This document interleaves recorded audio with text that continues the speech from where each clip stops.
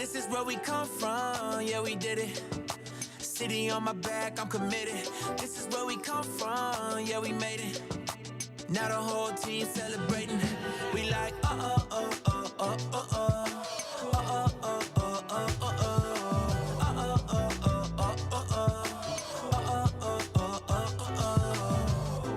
Don't mistake the new me for the old me. They can't stop me now, I'm with the home team. No beginner, I'm a winner. Took a couple losses, now I'm cooking, let me simmer. Yeah, tunnel vision, all I see is win, win, win, win. This my city section where you been. We move faster alone, but go further together. We can weather any weather forever. A dream team, I done seen things. Confidence is on 100,000. I got family for miles, running up the mileage. Made it through some trials and some tribulations. Now me and the team out here celebrating, yeah. This is where we come from, yeah, we did it. City on my back, I'm committed. This is where we come from, yeah, we made it. Now the whole team celebrating. We like, oh, oh, oh, oh, oh, oh, oh.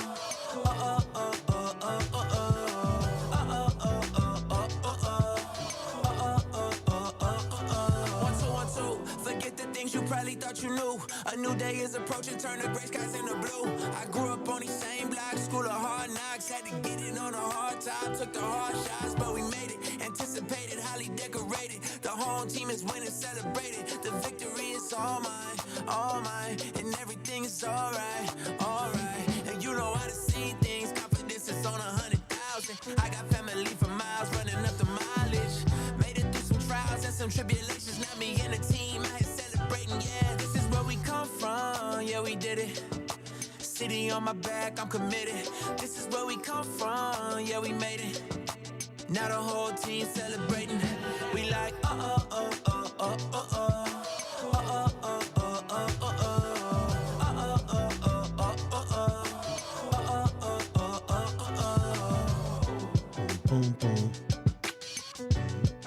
What up, what up, what up, what up? What's up, everybody? Welcome to Detroit Lions Spike Kool-Aid for Wednesday, the 18th of 2024's December, man. Isn't it crazy, man? Listen, let me tell y'all something. We're going to start off today with a life lesson. That life lesson is, man, never take time for granted. 45 years old. Don't take time with your kids, your wife, your spouse, your parents, nobody, man. Take no time for granted. My son will be 15. And he is not a little boy anymore, man. You talk about, you remember what your parents went through when you were a teenager. You know what I mean? And how teenagers act and stuff like that. And you just realize, like, yo, it ain't a lot of time left. And that's the one thing we can't get back is time. So make sure you value and savor your time, man, and use it wisely, because you could be out of it in a second. So speaking of time, we got some news about a guy that his 21-day window started today, and a guy that may not see the field this season. I'm super disappointed about that. Just made a video about him potentially being activated, and Dan Campbell said, I did see some snippets on Twitter that he probably will not return this season. That sucks. The Detroit Lions brought in a cornerback as well. We got to talk about a dude that is that a lot of Lions fans kind of want this guy. Corner who plays, I believe he plays cornerback. I think he's a little too old to play cornerback, but we're going to talk about him as well. What up, E? What's up? What's up, Giz, Dennis, Joseph C in the building. We got Braylon. We got Bonzilla. Aaron, what up, what up? If he is back, let's go. Yeah, we need all the help we can get. Bonzilla, Jameer Gibbs, a.k.a. Supersonic, is going to be unleashed Sunday. Also, David Montgomery is going to get a third opinion. Third opinion, man. So listen, it is my mission. I'm a real, I don't think I'm vindictive or grudgeful,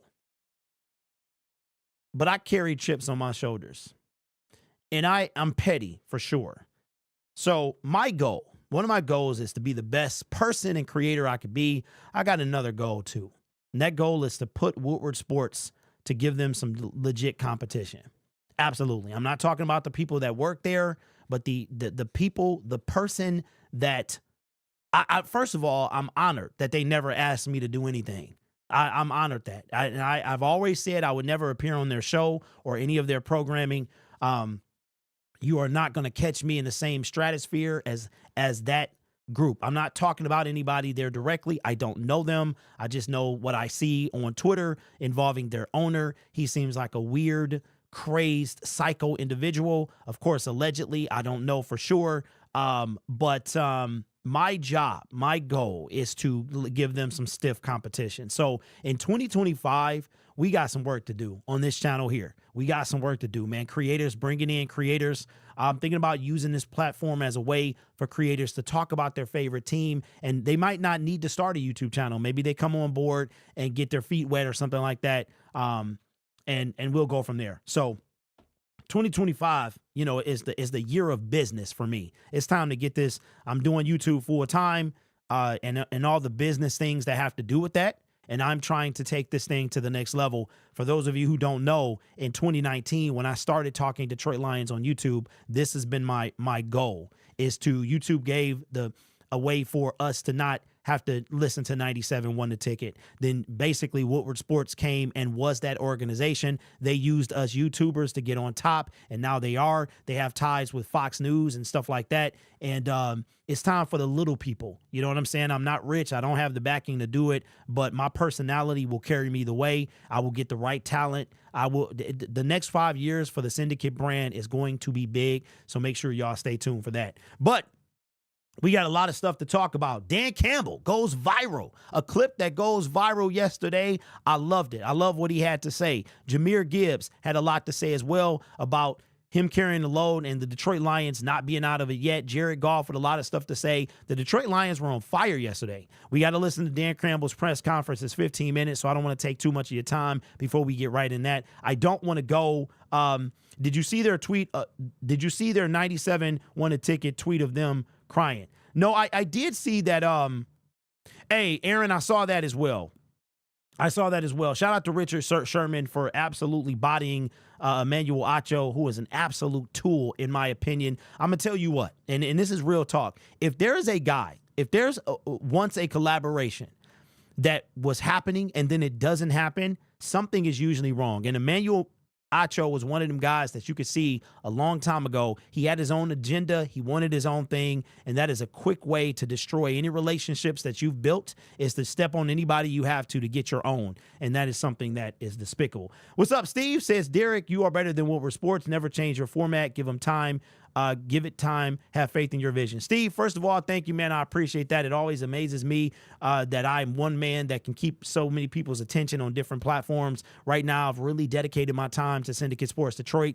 Thank you, guys, for supporting Nick as well. But the fact that we are at 4,500 subscribers, we've grown 700 subscribers in the last month, and it's literally the same person on both channels, man. I got a lot of ambitions and things like that. And I think eventually, you know, forming partnerships with these companies and things, I'll be able to do what I need to. And listen, I'm not going to change my format. I said yesterday, we also have to talk about Teddy Bridgewater potentially coming back to the Detroit Lions. I said something yesterday. Obviously, you can't have an opinion on Twitter. I said that, you know, I wouldn't mind if Teddy Bridgewater came back. I'm not saying we cut any, you know, necessarily Hendon Hook or anything like that, but I wouldn't mind if who you gonna trust? Like, real talk, man. For me, we gonna get into that. But I mentioned my opinion, and so I'm all of a sudden getting destroyed on Twitter, which is, you know, that's what happens now.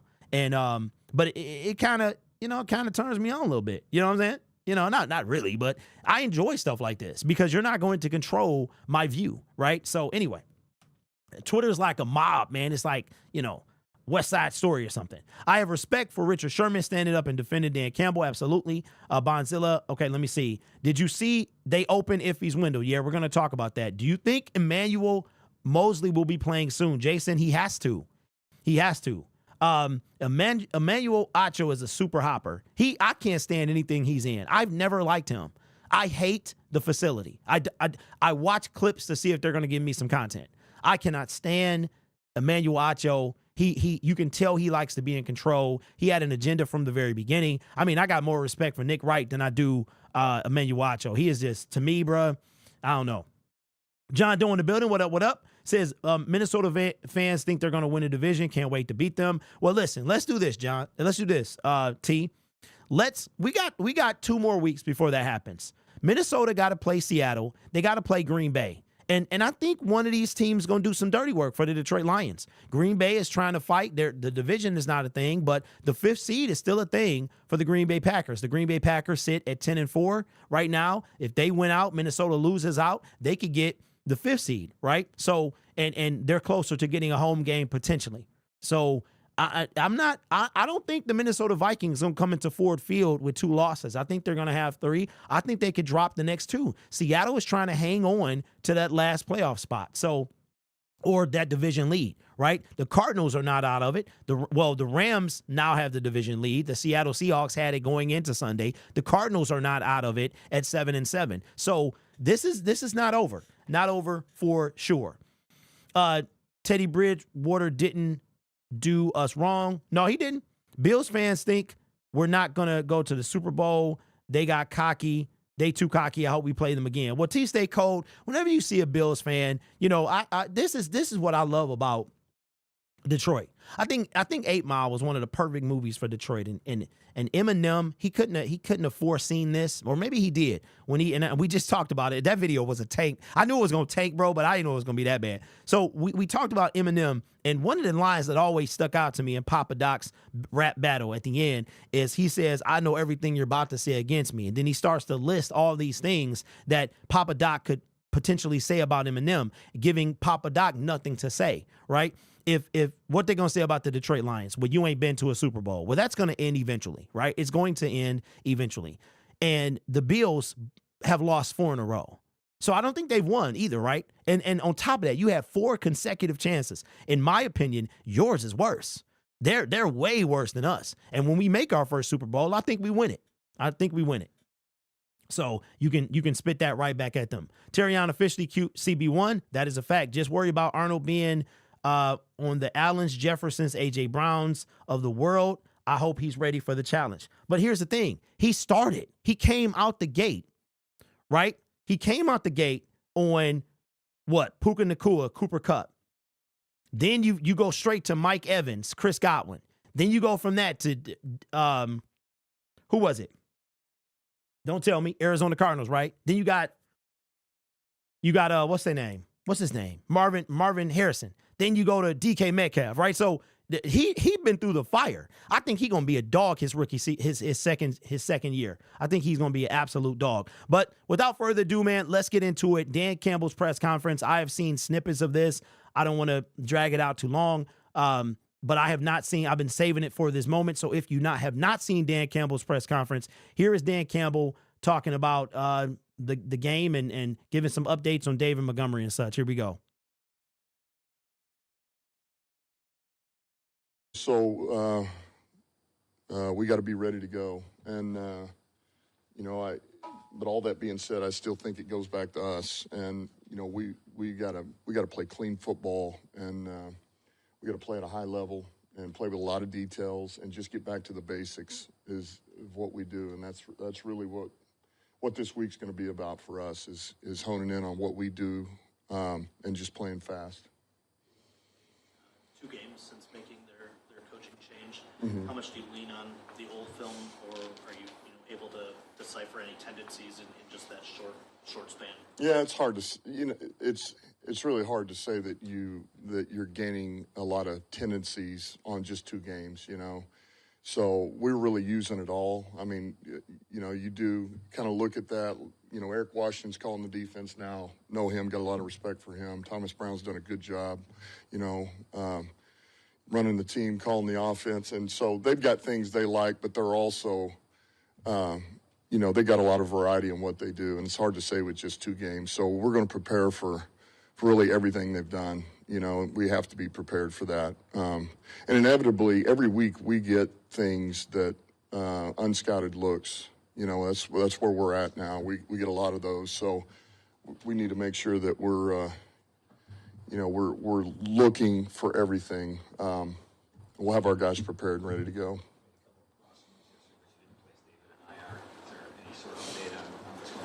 Yeah, David's getting another opinion, so he's had a couple, and really, just see what this third one says, So that's why we have not put him on injured reserve. We're in waiting mode here. still this year. At what point do you just lean on the doctors for something like this? You have to. You have to. And, it is one of these injuries that's unique because, you need to know, is it stable? Okay, is it fixed or will it scar? And then be,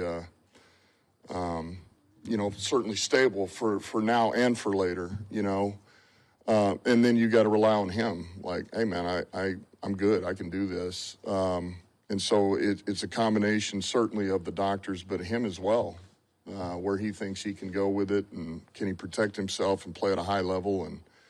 And so we're in a holding pattern, which is, as of right now, that's a positive. Unlimited IR returns for postseason teams this year as a team, and it looked like that had some momentum. It got changed kind of late in the summer. How much math are you guys having to do there, like weighing, with limits, which guys may or may not, come back? Well, I think really I think it's going to work out okay here because, unfortunately, a number of our guys are done, and so it makes it pretty clear cut from that standpoint. So I don't think we're going to run into an issue here with who's able to come back and that. It's just I think it's unlikely.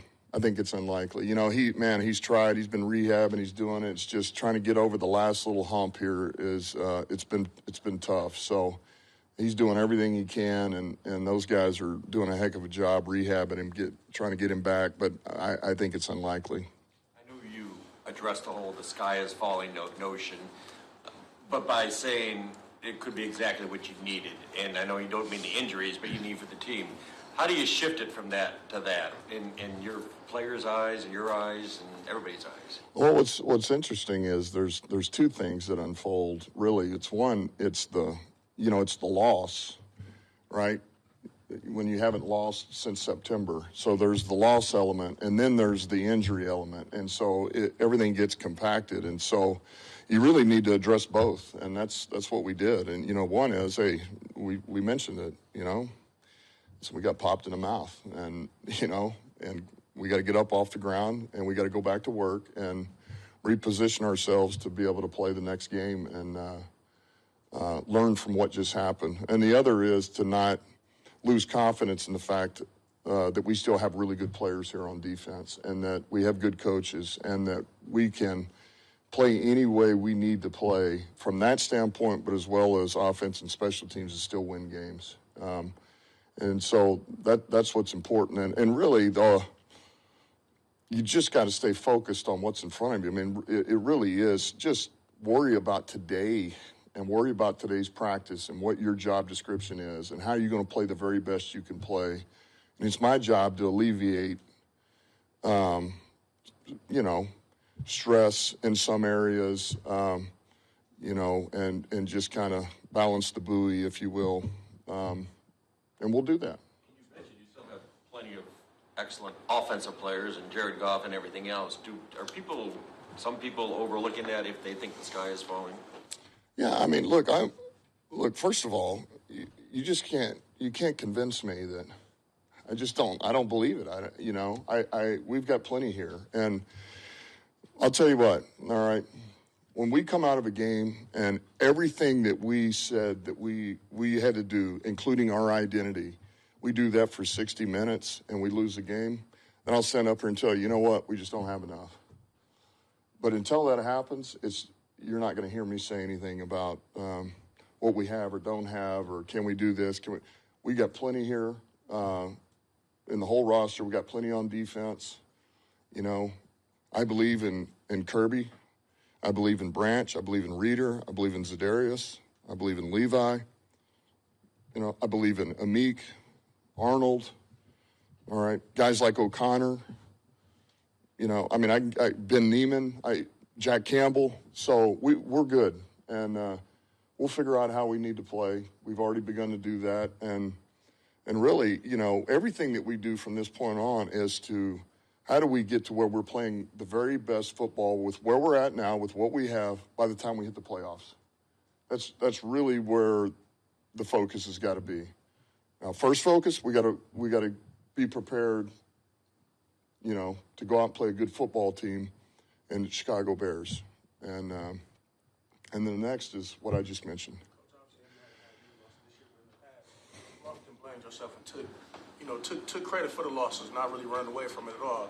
One of the things you talked about was the onside kick and different plays and things like that. But how much do you learn and take and store those experiences, like, okay, and put that into your staff to not, as you say, make those type of mistakes in those moments again? How do you learn from those situations? Well, I mean, I think you look at everything, and you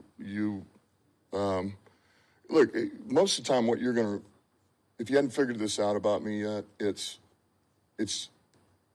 a lot of times these decisions are, all right, this game is over and I'm sitting at home, and whatever decision that was, am I going to regret that decision, deeply regret that decision?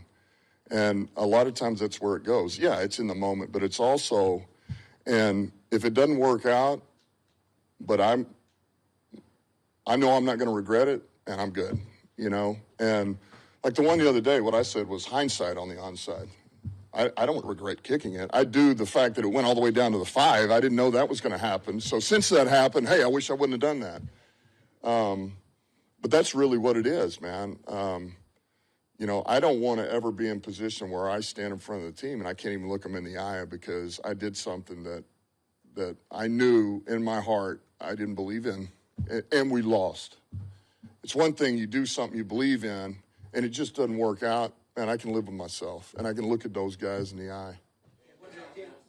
How important is it to get that message, all the messages, all the answers to the questions today?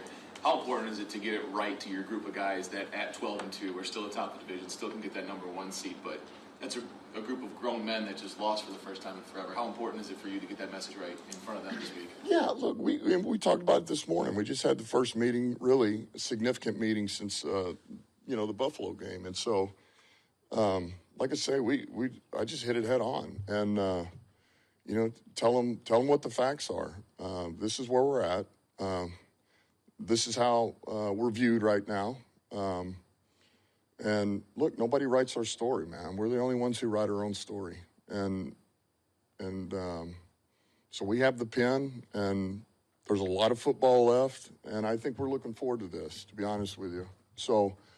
Man, you pick yourself up, you dust yourself off, and you go back to the basics, man. Go back to work. That's the only way to get better and clean up issues that cost you, because the bottom line is we lost a game. That really is the most important thing. Man, we lost the game, and here's why we lost the game, at the end of the day. So why don't we go clean those things up and take it into Chicago and see what that looks like? What does it say about Amon-Ra St. Brown's performance? He said he was battling stomach issues Saturday. And was there ever any question of limiting him based on his medical? No, actually, I had no idea. Nobody even told me. So, which is just like Saint. He's just not going to say anything until it's done. I mean, the kid that's just what he is. It's the way he's wired. So, it says a lot. And you turn on the tape, you don't notice anything different, because he's one of those that can feel like crap, and it's not going to affect the way that he approaches the game and the amount of effort that he gives. I mean, there's a clip I showed to the team this morning, where we're down 17 and, we're trying to, offensively get down there and pull it within 10, which we do, but we hit Laporta and, he breaks a couple of tackles, goes, and you see David and Saint, man, finish on the pile, just trying to push the pile, get a block, try to help him out. And that's the stuff that Saint does over and over. Everybody sees the production, the receiving, the route running, the run after catch. But I don't know if everybody always sees the amount of dirty work that guy does for us. And it's rare. It's rare to have a receiver that does everything and does it at a high level. And if things don't feel good on your body or you're sick, and it just goes, man, because he doesn't want to let the guys down. So. Yeah, it's just the midway part of their second season here. This team hasn't had back-to-back losses. Just what is the key of having that type of consistency and resiliency over that time? Well, look, you can't make it. You gotta. Man, it's kind of what I just said. You have to identify the issues and you got to attack the next preparation for the opponent, there's got to be a level of urgency that is extremely high. And you got to want to get that taste out of your mouth so bad, the taste of losing, that you'll do anything it takes to prep yourself. And you're going to play at the highest level you played all season. So it's a mindset, it's a preparation, there's a work ethic to it. And it's really that simple. It's really that simple. It's not anything else. I know this, you overreact on one, that's not good either. Man, we lost the game. And it's as simple as we didn't fit this right. We didn't finish on this play. We mis-ID'd this block. We missed this tackle. Well, why? Because of the angle. Why this? Well, because, I thought I was supposed to be cut down on that. So let's just clean those things up and go back to work. And so, look, that's why our guys are so good. We got a good group of guys. They don't like losing, and they don't lose confidence. They get more aggravated, like I do. And so we want to fix it. We don't want to lose anymore. And, that's the plan. We're going to be prepared. We're going to go to Chicago, and we're going to go out there to compete to win. Caleb Williams has gone a long time without a pick. What are you seeing from his development in that regard, and how key is it for you, to kind of get a pick? Yeah, I mean, it's something we talked about. We've got really a couple of game, drought of takeaways right now, and that's got to be part of our identity. And so, man, we got to get back to what we do and the way that we play, because that's how you give yourself the best opportunity to get takeaways. And so, to be able to put some pressure on him and try to force him into making some decisions that are ill-advised that's big, and that's big for any opponent that you go against. And yes, he is playing. I think he's playing really good football, and he just continues to get better. He's taken a few hits, but he just continues to stand in there and push the ball down the field.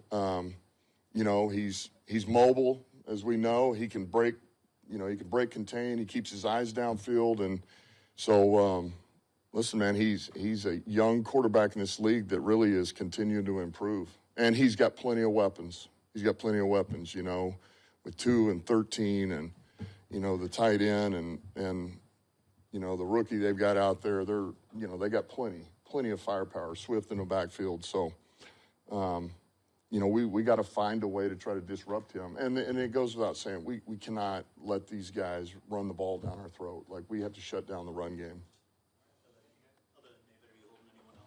Yeah, there'll be quite a few guys that I'm going to just hold out today.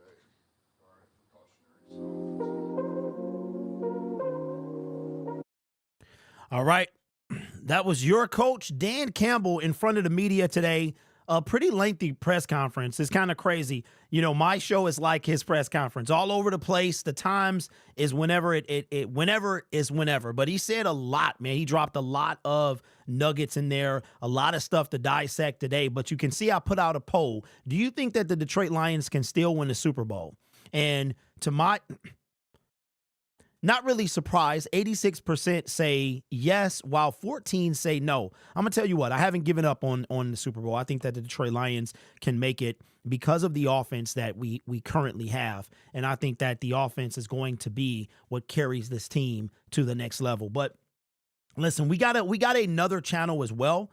It's called Syndicate Sports Detroit XL. We'll be probably starting to put content on that channel. That channel was actually meant to be a runoff channel once I start getting more and more content creators so that we don't overwhelm one channel. But hopefully we'll have different shows, different sports subjects, and things like that. I'm going to really try in 2025 to bring on new creators that talk more than just the Detroit Lions so that we can give you stiff competition to Woodward Sports. And one day, if it makes sense for me, I will be in a brick and mortar location. I'm actually scouting a few now. The problem that I'm running into is two things. Is one, a lot of people want retail. They want retail shops in the specific area.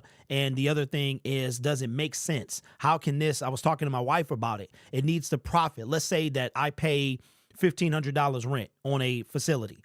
That is what, $18,000 no, wait, 15 times, yeah, $18,000 a year is what I would wind up paying. That investment needs to make me $36,000, right? So if I'm thinking about it, trying to plan it out, see how it makes sense. I'm not going to do something in a location I could do from my basement. One of the things about having an actual studio is the ability to bring in guests where I don't have to bring them, to come to my house and where my family's at, all that stuff. I can bring them there. I can have fans come in, you know what I'm saying, from out of town. We can interview, just the whole thing. So I'm thinking about it, and I'm going to tell you what, it is a work in progress for sure.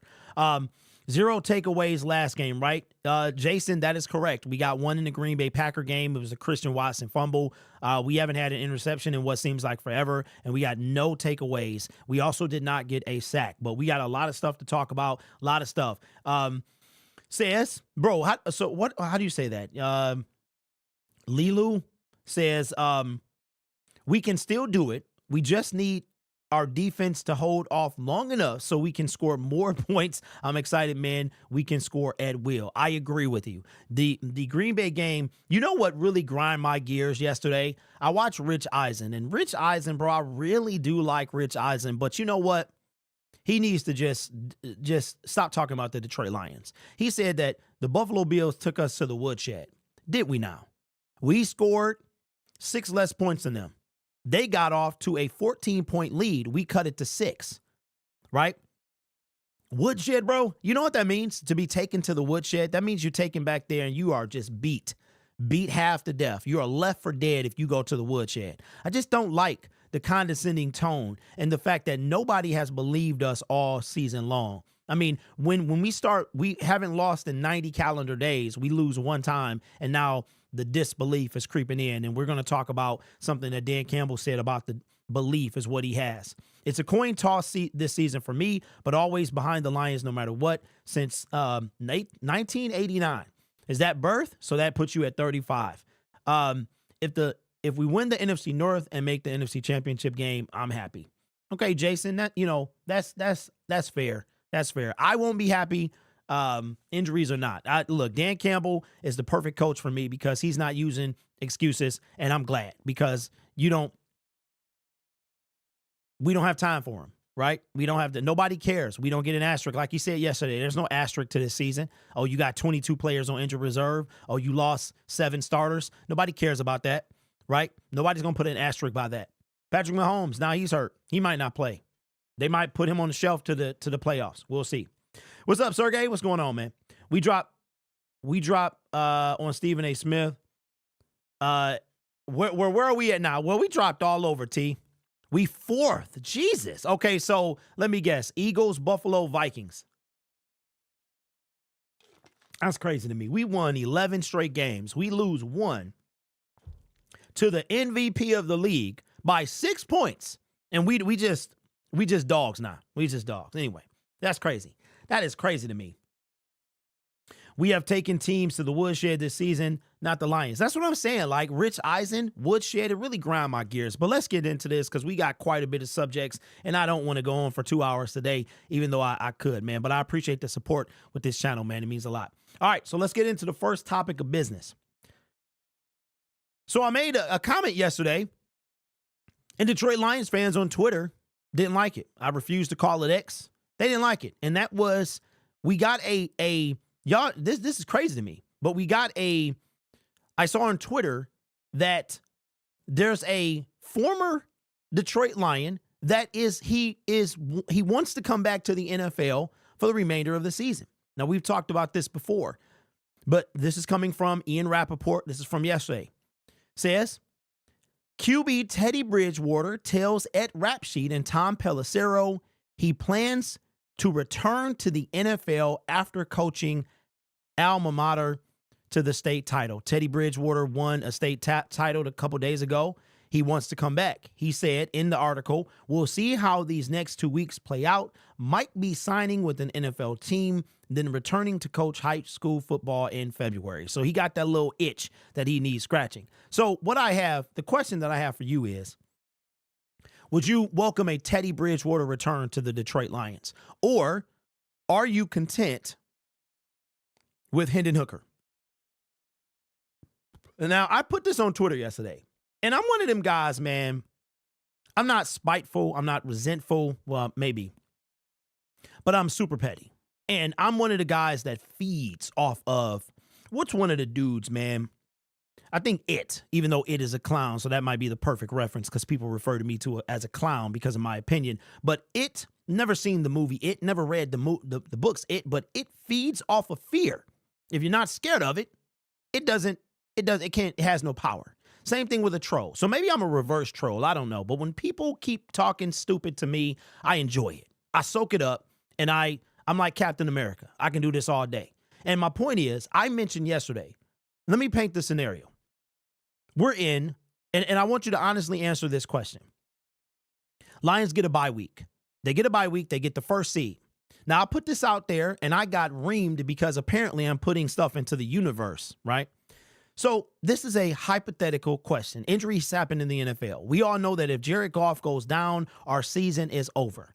We lost all of that on defense, and we still got a chance at the Super Bowl because of our quarterback and our offense, but our quarterback is the captain of that ship. So here's my scenario, and this is a safe space. Whatever your answer is, it's okay. First quarter, NFC divisional round. Lions are at home. Jared Goff is sacked. He gets concussed. He's ruled out. Will not return. Lions need to make it to the NFC title game. Jared Goff will clear concussion protocol. He's fine. He's fine, but under the NFL rules, he cannot come back into that game. But he's fine. He'll clear. He'll be back for the NFC title game.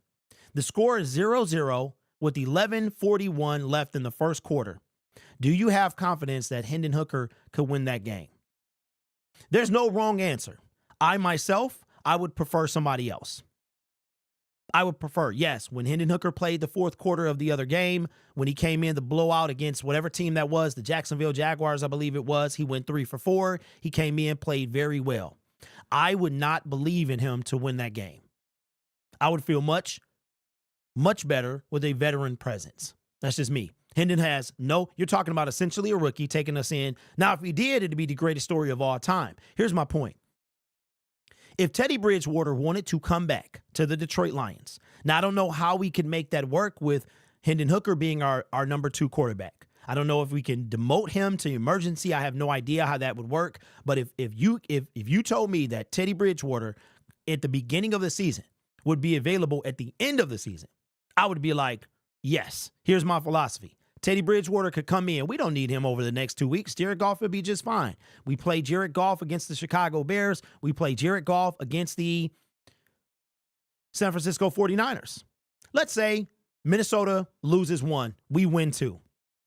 They need to be, or that game against the Minnesota Vikings is irrelevant. We've already locked up the NFC North. We've already locked up the first seed. Now we need Jared Goff, and the rest of the starters are sitting. At this point, it doesn't matter. Teddy Bridgewater can get all the practice that he need in that 18th game of the season, ironically against the team that drafted him. I'm welcoming this all day. I do not have the same faith that you might have in Hendon Hooker. Not to say that down the line he could do that, he couldn't, or he might be able to do that. But right now, if you told me that I had to trust Hendon Hooker in a divisional matchup to take us to the NFC title game, I'd have zero faith in that. Well, I wouldn't say zero. I would say about 20%. Even though Teddy Bridgewater hasn't played in a year, I still got more faith in him than I do Hendon Hooker. It is what it is, man. Like I said, this is a safe space. There's no judgment, and you can have your opinion. But if Teddy Bridgewater wanted to come back to the Detroit Lions for a Super Bowl run, would you say yes or would you say no? I would say yes as well. I'm going to tell you another reason too. We owe Teddy Bridgewater.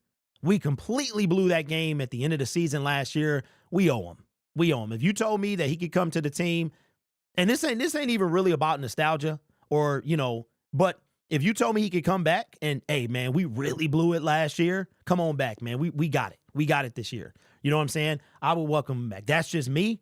But let me know in the comments, man. Teddy Bridgewater, if you wanted to come back to the Detroit Lions, even if that meant somehow demoting Hendon Hooker to the emergency, I believe you can still have 3 on the roster, but a lot of people don't like to use that for an extra roster spot, and that might be a thing that we need to use that for a roster spot, and that's where the issue could come in. Let me know, would you take TB back in a Detroit Lions uniform? All right. Let me see what y'all saying.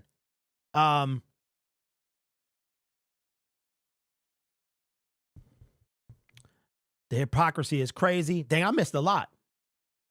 Okay, let me see. You can tell how people have been waiting for Detroit to fall off. Also, Blitz, seems like YouTube is hiding your content when you go live for Spike Kool-Aid. Sergey, they might be. As long as the Lions make it and win a playoff game, I'm happy. But that's what I dreamed of when we suck. But they already done that, though. We've done that already. I need more. We have taken teams to the woodshed. Okay, I read all that. His list is trash. Okay, let me catch up. The hypocrisy. People think the world ends when we lose and we're going to bounce back. Well, if we can't beat the Chicago Bears, even injured, we're in trouble. There's no way, even in Chicago, that the Chicago Bears beat us. There's zero chance that happens. Caleb Williams holds on to the ball entirely too long. Our sack streak will end. I think the last time we sacked the guy might have been in Thanksgiving when we sacked Caleb. So we're going to get multiple sacks on Caleb Williams. There's no way they beat us. We're coming off a loss. We're fighting for the first seed. Chicago has lost 8 in a row. There's no way that they beat us. I don't even have to do a video. We're not losing this game. Teddy would be cool to have, but we don't need Teddy at all. Okay? No, we don't need Hendon Hooker right now, but we might. We could win with these last 2 games, but the last one could go 50-50. Johnson can handle Coach Hooker. Bring him back. Hooker is not NFL ready, says Braylon. I wouldn't mind bringing him back. Teddy B, nah. Okay, we can actually go for a full Wildcat. Not Teddy, man. This too late. Not this long out of the NFL. He's been out of the NFL for 1 year. For 1 year. It hasn't even been a year. Matter of fact, he's been out for 11 months. So you can't want Ndamukong Suh and not want Teddy Bridgewater because of length of time out of the NFL. Ndamukong Suh hasn't played in 2 years. I like Teddy Two Gloves as a person, but as a player, no thanks, unless he's going to help coach and get us game ready. Okay, so but answer the question, though. The question was, what's up, Joseph? The question was, would you, Hendon Hooker in a situation, would you take him? Teddy ain't fit. Teddy ain't game fit. Let me see. If he is back. Kirk Cousins, primetime example. What are we talking about? I take Hendon Hooker should be traded in the offseason. I'm taking Teddy all day. Okay, I will pick him up. I like Teddy Pendergrass at this point if he can play defense. That's funny. So y'all didn't answer the question. So maybe you'll watch it. If you watch this video back or the video of what I'll release later today, answer the question. Hendon Hooker has to come in. 11:41 to go in the first quarter. Is 0-0. Jared Goff is concussed and ruled out. He's concussed and ruled out. Is Hendon Hooker going to win that game? In a divisional round, we're going to face the lowest seed. Right now, that would be the Packers, the Vikings, or the who is it? Who's number 7? Packers game was the last time we got a sack. No, yeah, that's right. Right, that's right. You're right. I trust Hooker. No, Hooker will not win. We sacked Jordan Love first play. Yeah, you know what? I forgot about that. I forgot that game was after Chicago. Sergey says, I'd rather have Teddy Bridgewater more than anything because he got playoff experience. Commander, give me Jake Fromm. Okay. I trust Hooker too. How can you, let me ask y'all a question. I'm just curious. How can you trust something that you've never seen? Like, how do you have faith in something you've never seen? We're not talking about like faith in a higher power, you know, where we exist, so we know it's got to be something else out there. How can you have faith in something you have not seen? That just amazes me. Like, there's no wrong answer, but this is where I think sports conversation is so good because it really will spark massive debates like this. Hendon Hooker was miserable in the Titans game. He was much better in the Jacksonville Jaguars game. But to lead up to a playoff win, I mean, he does have that college experience and stuff like that, but the NFL is not college. So I'm just curious, but we can move on because we'll be on that all day. He knows the offense and was a dog in college. Hey, wasn't Jamarcus Russell a dog in college? I mean, come on now. Come on, man. We cannot trust college when it comes to the NFL. You know, we gotta separate the two. But I appreciate your input though. Y'all are delusional if you think Hooker is winning. Hey, kid, Listen, it ain't no wrong answer. This ain't a big debate. I just wanted to have a question because I'm like this. This is the way I look at it. How would you feel if the playoffs slips away because Jared is hurt? Hendon comes in and he throws 2 or 3 interceptions. It's a blowout loss. Would you feel like Teddy Bridgewater would do any better? Or here's the better question. Do you feel like Teddy Bridgewater out of the NFL for 11 months would do better than Hendon Hooker right now? I don't know. I think maybe, you know what I'm saying? But like I said, there's no wrong answer to this. It's just an opinion-based piece. I wanted to, if Teddy, I'm at the point now, we need as much insurance as we could have. And if you told me that a guy that was, and here's what I look at too. Somebody mentioned that they like Teddy as a player and a person as a coach. I mean, as a person and a coach, but not necessarily a player.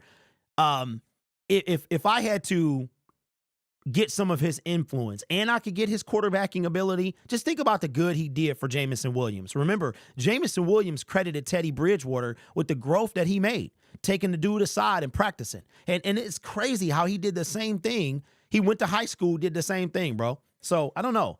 But I would take him. I do not trust Hendon Hooker, but that's just me. But we got to move on. So we got a bit of bad news today. A guy we made a video about, we've been talking about people coming off the IR and how the Detroit Lions currently have 21 people with the addition of the 3 that were added yesterday. One name that was not added was David Montgomery. We'll talk about that a little bit later. But Lions are hurting right now. We are hurting for people. And John Kaminsky is one of those people that was hurt in the preseason. We thought he was going to come back, and he was put on. Actually, he made the 53 with the intention of immediately going to IR, which he was moved to IR the next day, and he wind up, we thought he was going to return. Well, Dan Campbell drops a bombshell today and saying that it's unlikely that John Kaminsky will return, that he just can't get over that extra little hump in order to go. I wonder how bad the injury was, what it was. I believe it was knee-related, but to me, in the state of our defense right now, that is catastrophic. Like, that's devastating to me because John Kaminsky, we could use a guy like him right now. I mean, of course, he was getting pushed down the depth chart due to Aleem McNeil and the acquisition of DJ Reader. But where we are now, him bringing that blue collar grit, that we need that with Aleem McNeil going down.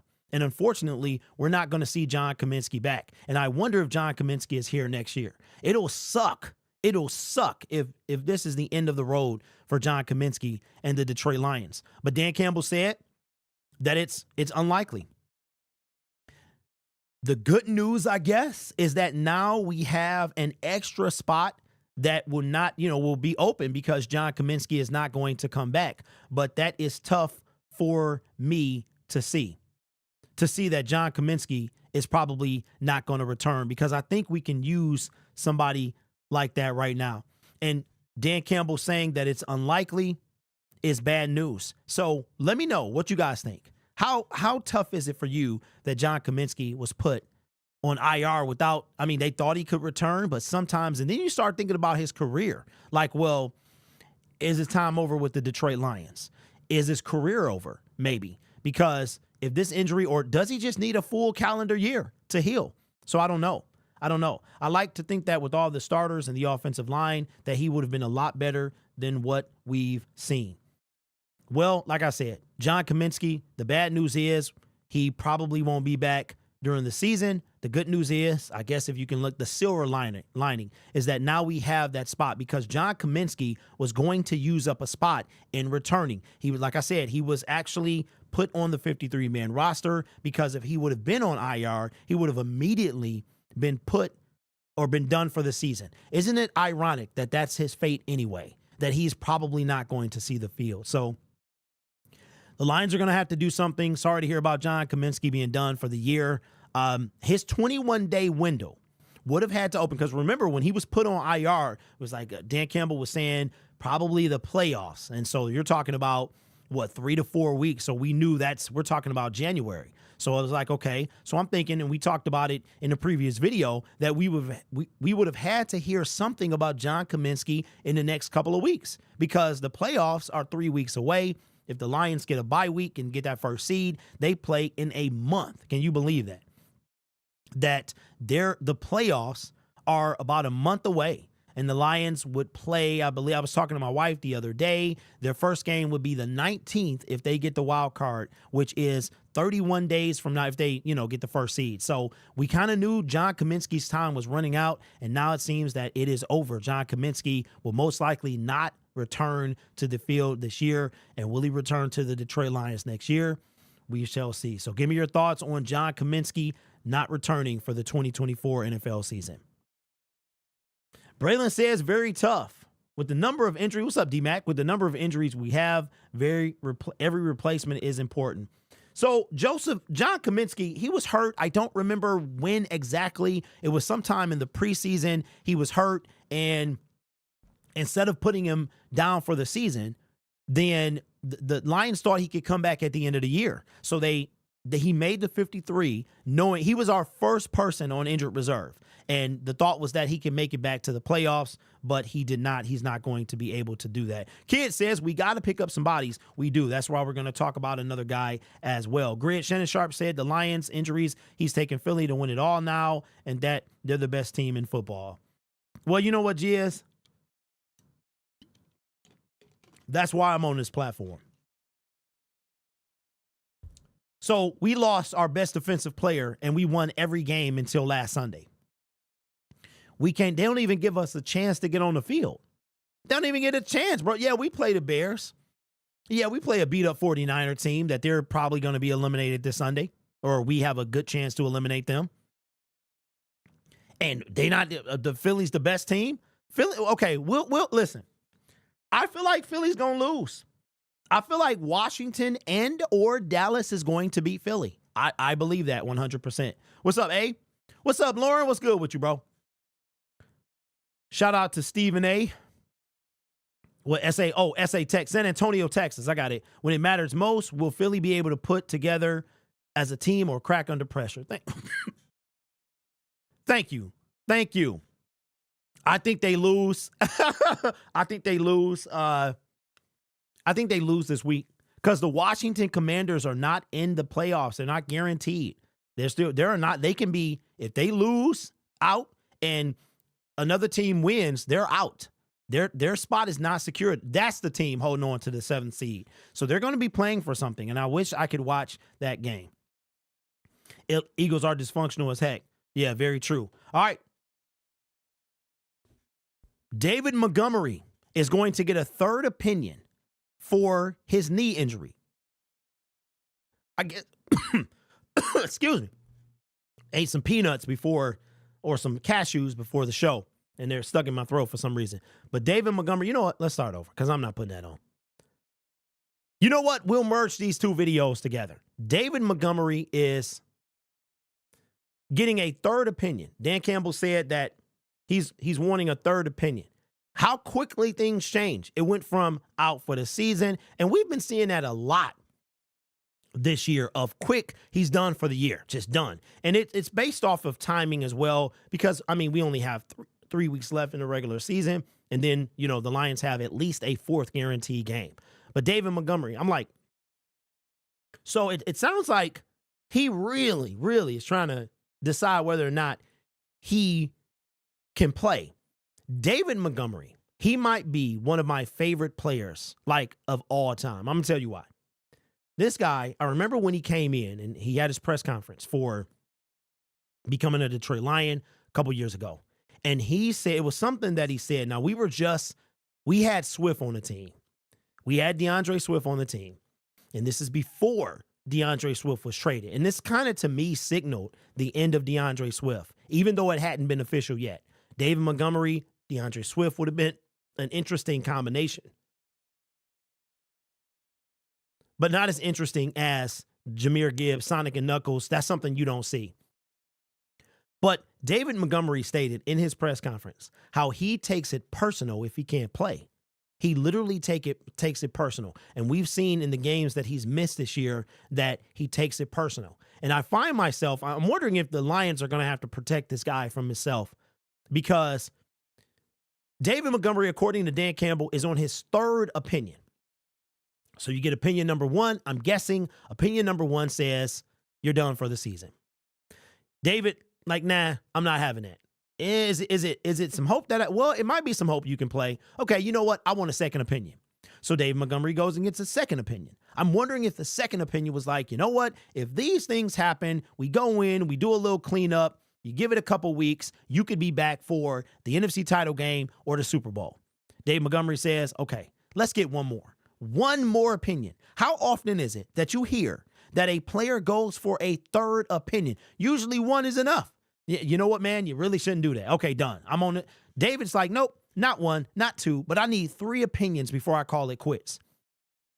David Montgomery has a possibility to return this season, and he is not taking no for an answer.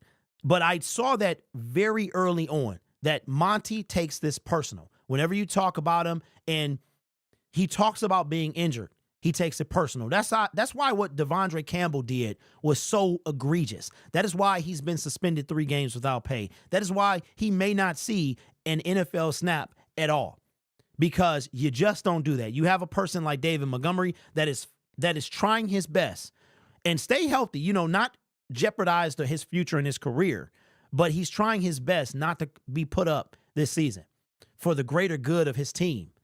And you got guys that quit on their team. Monty will find a way to play for the playoffs. Monty is a workhorse. Indeed, he should. They are looking for a way out, maybe not so good. Monty looking for a good to go, says David. He might. But, of course, the Lions have the final say. They're going to decide whether or not Monty plays or he goes forward. And I think that right now we got to wait and see. He had a coat drive yesterday and said that he's trying to work out the logistics. He's not ready to call it quits. I commend that. Obviously, the Lions are, one thing I can say about our team is that we do not have to worry about them putting a player out there injured like that. This current setup of guys, we're not going to do that. Dave Montgomery is too vital, and they care too much about him as a person to let him go out there if he cannot go. But very similar to Hutch, if it's possible, it might not be plausible, but if it's possible, then they'll let it happen. They will let it happen. But I'm very intrigued as to whether or not this is going to happen. He's going to come back, because think about it. Aleem McNeil, he got hurt. He walked off. He was carted off. David Montgomery came back in the game after the initial injury on Sunday against the Buffalo Bills. It was probably later. They held him out. We saw a little Craig Reynolds, I believe. I was up in the 3s, so it was hard to see. But he went back out there. And so that tells me, okay, maybe he could have. I mean, Fred Warner is playing with like a broken ankle, right? So I don't know, man. We shall see. But let me know your thoughts. Do you feel like David Montgomery should just pack it up? We just roll with Craig Reynolds. We go from there. Sione Vaki and Jamar Jefferson, who's now on the practice squad. Or if David Montgomery can legitimately come back and play, do you think it's worth the risk? I'm going to tell you what. This is what I think David Montgomery is thinking. I'm thinking he's saying, we had a chance to get there last year. We couldn't. We were running through teams this year. I mean, I myself was literally running over people. Now I'm hurt. We have an opportunity to get there. This is what I think David Montgomery is thinking. And the Lions may have to protect him from himself. He's thinking, you know what? If we win a Super Bowl, all this is worth it. I can do something Barry Sanders never did. I can do something Calvin Johnson and Matthew Stafford never did in Detroit. Your name will be in the history books. See, if the Lions don't make the Super Bowl this year, they don't win it this year, they're going to remember that, but you're going to be quickly forgotten. You're going to be about the team that went 15-2, 14-3 in the regular season and couldn't win the Super Bowl.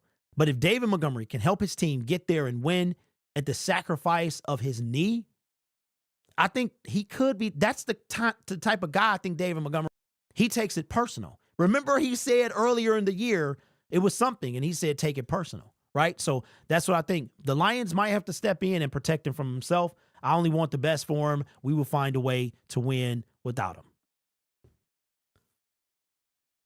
So Sione Vaki was a safety, right? He was a safety. Says, bruv, at this rate, I take DeAndre Campbell over our defense for a Super Bowl run. Report I just seen is Dolphins doing Calais Campbell a solid. The Fins are eliminated from playoff, releasing him to sign to a contender. Okay, Full State Farms. I'm not saying, oh, wait, somebody, hold on.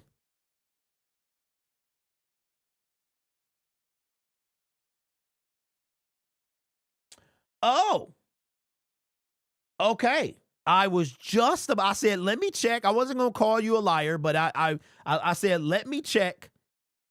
And this is a hecky, bro, I cannot believe I'm saying this, bro. Holy smokes. Okay, let my Chiefs guys know. Hold on, I want to bookmark that. Now, JPA football, I don't trust him. But how giddy would I be? How giddy would I be? Listen, how far have we come? If we're talking about a 40-year-old dude on the defensive line that I would drive to Miami myself and pick him up. Here's the thing. Okay, let me read this because I don't think he makes it to us. He does not make it to us. He will get claimed by the Atlanta Falcons. He does not make it to the Detroit Lions, but yes, it will be worth talking about. Okay. All right. I need to make this video on Lion Syndicate because this a Lion Syndicate video right here. What's up, Beast? About time. I know I'll be all over the place. Okay, so I will mention it though. It says the Dolphins could potentially release, this coming from JPA football. Now, ML football, I trust that source. This one, not so much.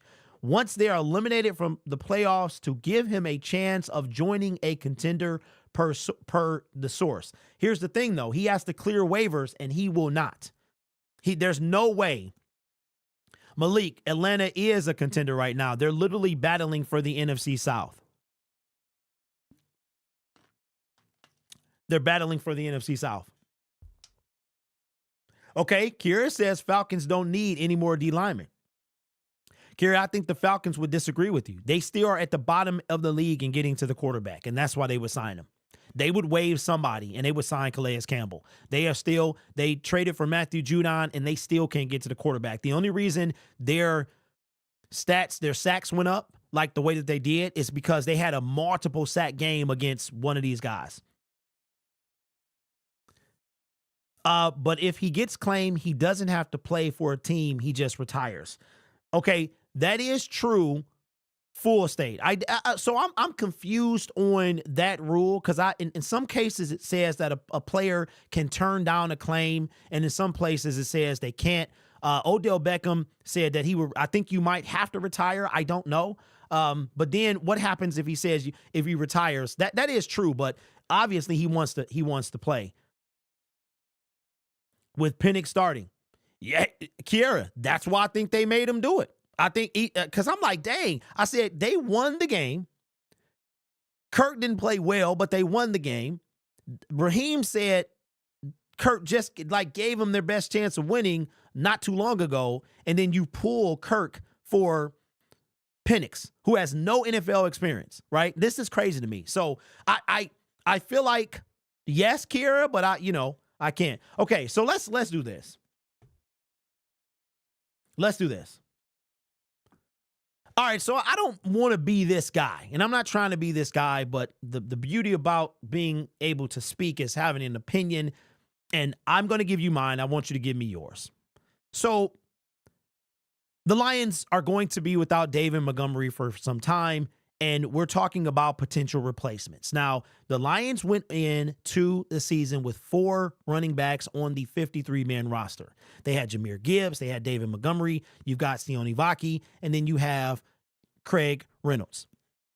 And now we are going to be -1. I would assume that we'll see Jamar Jefferson maybe elevated if the Lions feel like they need a fourth running back on the active roster, or they could just roll with 3. And that brings me to the conversation about this next gentleman that we're about to have. And I want to get you guys' opinion.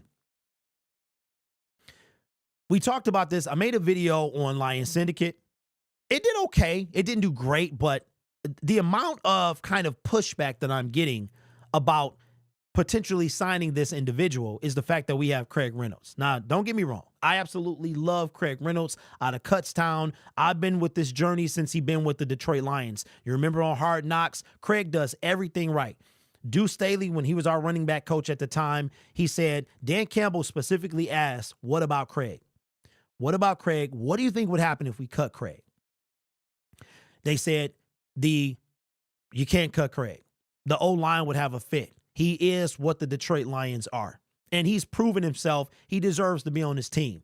But is he capable of being running back number 2? I mean, I don't listen. Craig, I love him. He don't got the vision that Monty got. He makes some good plays. He made the block out of this world, and he's a special teams dog. Tackling folks, running down folks, gunning for folks. But as a running back, I don't know if I'm secure with him as the number 2 running back. With that being said, we talked about a guy a few days ago who was released by the Kansas City Chiefs. And this individual has cleared waivers as of yesterday afternoon. We knew that Clyde Edwards-Helaire was released by the Kansas City Chiefs, former first-round pick, came out the same draft that J.K. Dobbins and DeAndre Swift did. Clyde Edwards-Helaire passed through waivers unclaimed and is now a free agent. There's another guy we're going to talk about as well, potentially, that would have to do the same thing if he gets released. So he's available now. He's available. There's no doubt he wants to sign for a contender. I am a little leery as to why nobody claimed him, but here's my philosophy. We need bodies. So we went into the season with 4 on the active roster. We had 1 on the practice squad, maybe 2. The only practice squad running back that I believe we have is Jamar Jefferson, who has lived on the practice squad. I don't think he's ever made the 53, but he's lived on the practice squad. Here's my thought. How would it hurt? How would it hurt? We had 4. Let's say we elevate Jamar Jefferson to the 4th running back spot. He takes essentially the place of Sione Vaki. Let's say we elevate him. We can put Clyde on the practice squad. We can put him on the practice squad. How would it hurt? I think it would hurt. It would help more than it would hurt. Now, a lot of people's retort is going to be, well, come on, Craig. We got Craig. Let's not do this, y'all. Let's not act like Craig is him. He's a legit dude, a great special teamer, but a running back. We have watched multiple games where Craig has got stuff behind the line of scrimmage. He'll also break and have a decent play, but let's not pretend that Craig is the answer, all right? And we need bodies. Now, you're going to say, well, what about Sione Vaki? What about him? He's got potential. We can always see what he has, but isn't this the same guy that was a safety in college? He worked out at 4 different positions when he worked out in the combine. It was safety, it was running back, and I think it was 2 other ones as well. I'm not saying he doesn't get a chance. All I'm saying is let's not pretend that we don't need another body, because that's what Clyde would be. And if we needed to get 200 yards as we make a Super Bowl push from Clyde Edwards-Helaire and he can hold on to the football, I say bring him in. Now, another retort I'm going to have is he was actually on the NFI list because of PTSD that he had. Something happened in college, which is very strange to me, as college was 5 years ago, but that's why they call it PTSD, I guess. But he was back on the team. He was active since October, but he didn't get a chance. He took no snaps this year with the Kansas City Chiefs. You have Pacheco. They signed Kareem Hunt because Clyde was still out. So you brought in Kareem Hunt. You essentially lost any chance you had at being on the team once Kareem Hunt started balling. Then you got, I believe Summers is still on the team as well. I think that's the dude's last name. I could be thinking of somebody else.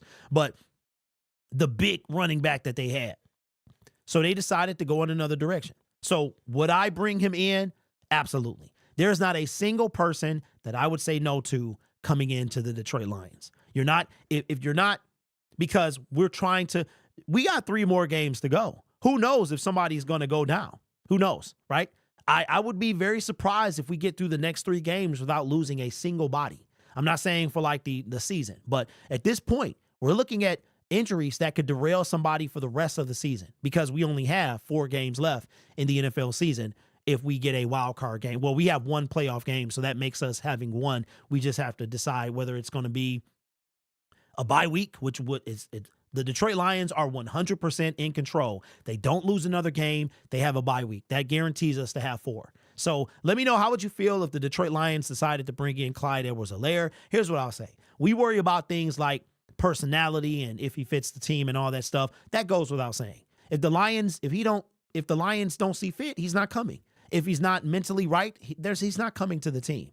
That goes without saying. So of course he has to be right. I think he's right. He was ready to go in October, but they said, we basically didn't need you. But let me know your thoughts on Clyde Edwards-Helaire. Would you take a flyer for the rest of the 2024 NFL season?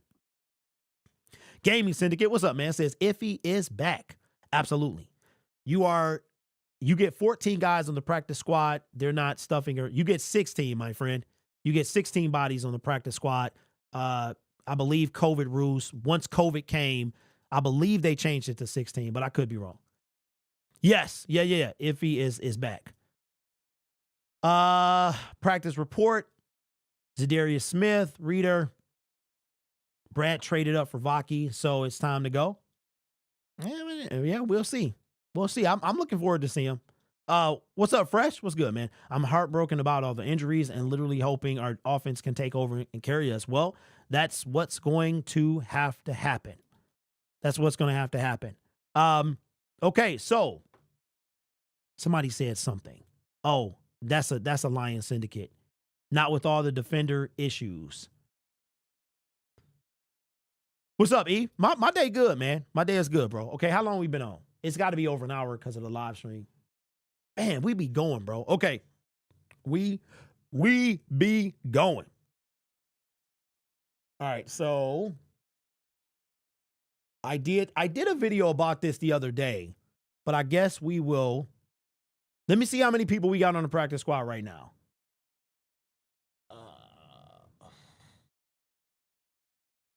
1, 2, 3, 4, 5, 6, 7, 8, 9, 10, 11, 12, 13, 14, 15, 16. Okay, our practice squad is full. That's right, because we had to released Isaiah Thomas from the practice squad because it was full. So, yep, practice squad is updated. Now, here's a question for you. Who's going to be released for Jamal Adams? I don't think Jamal would clear waivers. So Lions got to make a decision. Who's got to be released? Reynolds will play because of pass protection. Yeah, we're not talking about take anything away from Craig Reynolds. We're talking about adding another body. I think that's the point that y'all missing. What's up? Luke says, what's the update? Update with what? What's up? Made True says, hello from Charleston, South Carolina. Just found your channel. Love the content. I'm still a believer we can make the Super Bowl. Well, shout out to you representing the Lions from down in South Carolina. And yes, I agree as well. Kevin says, not fair dangling Monty comeback. Yeah. What other playoff teams could use Teddy as a backup? All of them. All of them. Dolphins talking about releasing Calais Campbell if they don't make the playoffs. Yeah, we're going to talk about that on...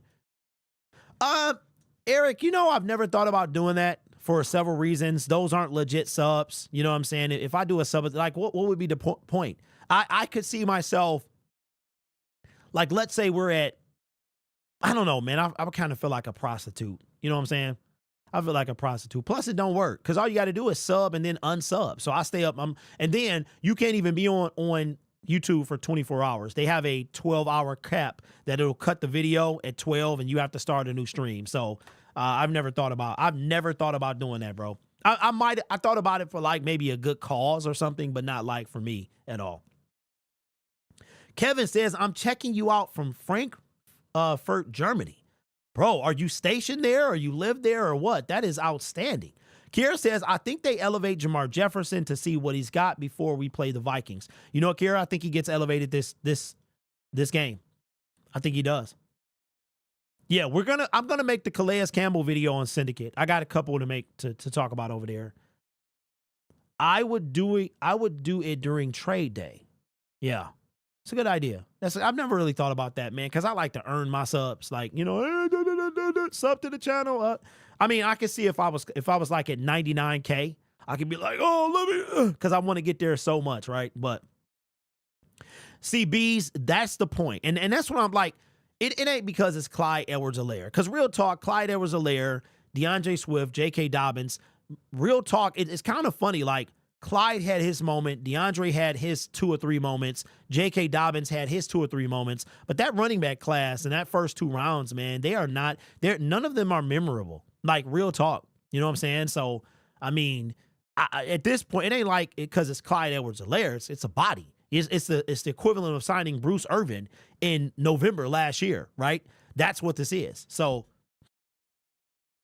I live in Germany. I'm retired.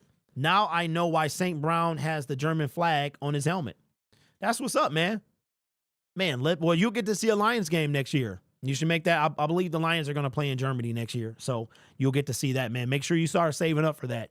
All right, let's do one more segment. The NFL needs to add extra weeks strictly so every team will get 2 bye weeks. Tyrell, I think here's what we're going to see in this CBA agreement. We're going to see an 18th game and we're going to see a second bye week, which means that there'll be a 19-game season. Think about it. The season is really 20 weeks. Think about it. Here's what'll happen. The preseason will be 2 weeks. I think the roster goes up to 60 men. We'll have a 60-man. If they go up to 18 games, we'll have to have a 60-man roster. I think it happens. I think it happens in this. This CBA ends when? I think it's 2030, the new CBA. Could y'all admit, we got a long time before this happened, and it's been years since this has happened before. But who else was terrified back in 2020 that there was going to be a strike? It was either like 2019, whenever it was, that there was going to be a strike. I just could not imagine. Like, football doesn't run my life, but I could not imagine not having it. I remember being terrified, man, that we could lose the NFL and then our seasons are like not the same. Clyde suffers from seizures. That's why I say no. I mean, there's probably a lot of people. I mean, what are we doing though? There's probably a lot of people that suffer from things you don't know about. Has he ever had one while he was running the football or during a game or something like that? I think each team deserves 2 bye weeks. It's unfair. I agree. I would put, well, you can't, I would, and if you know what you could do?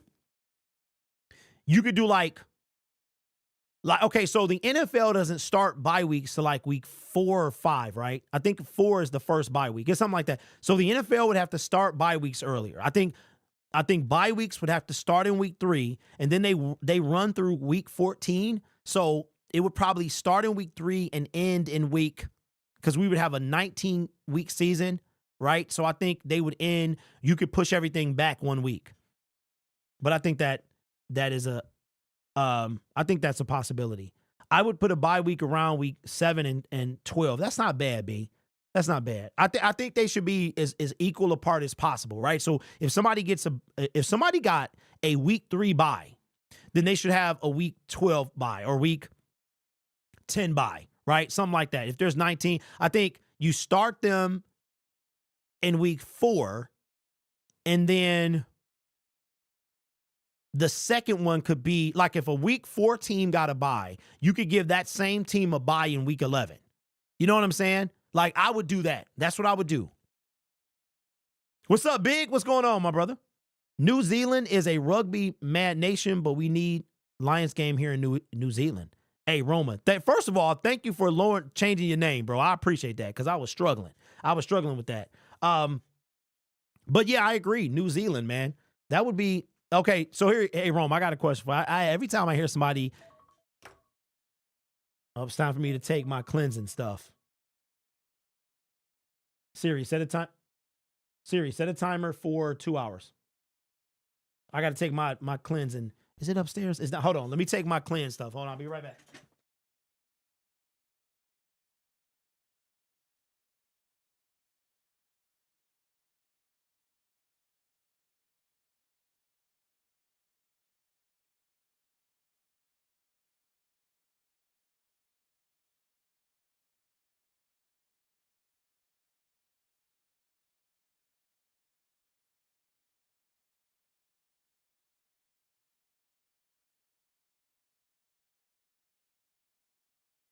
And yes, I'm not doing it exactly right. I'm cheating a little bit.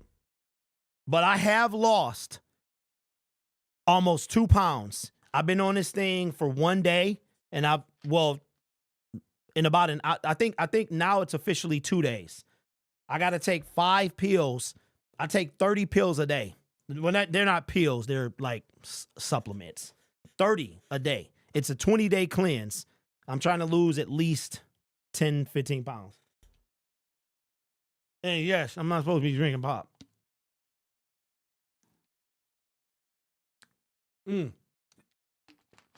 Yep, I've lost 2 pounds in like a day. So we'll see. We'll see. Yes, Braylon, I am on a detox. That is 100% true.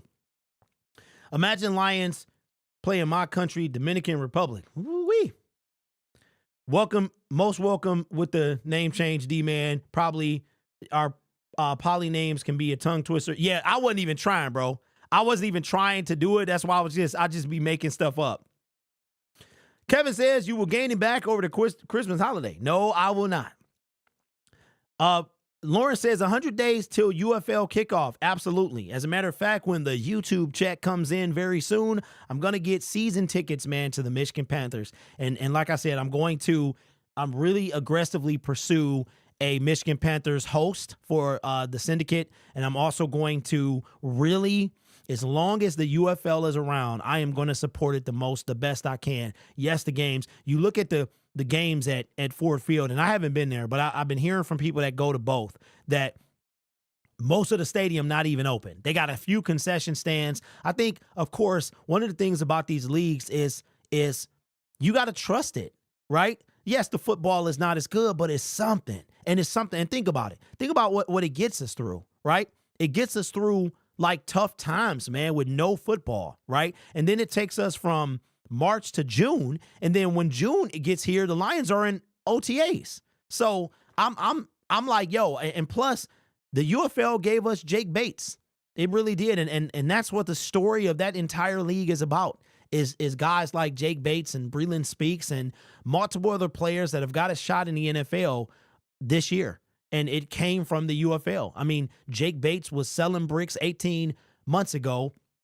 And now, even with the miss on Sunday, he's still the best kicker in the NFL. And he will be a Detroit Lion for a very long time. He took it an opportunity. He was one of the best kickers in the UFL.